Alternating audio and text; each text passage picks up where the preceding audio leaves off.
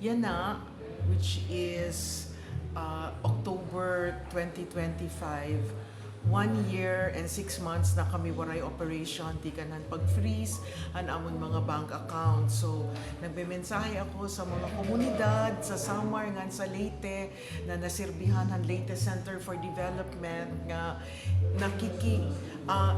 naniningkamot kami nga ma-resolve ini nga kaso kay waray man kami kasalanan nga para makapadayon kami pagsirbi sa haiyo once ma-solve na ini nga kaso namon. So, baga gusto ko ipadangat liwat sa mga authorities na kami na mga NGOs like Leyte Center for Development na tunay na tumutulong sa mahihirap, kinakasuhan. Pero ang mga magnanakaw sa kaba ng bayan, hindi na poporusahan.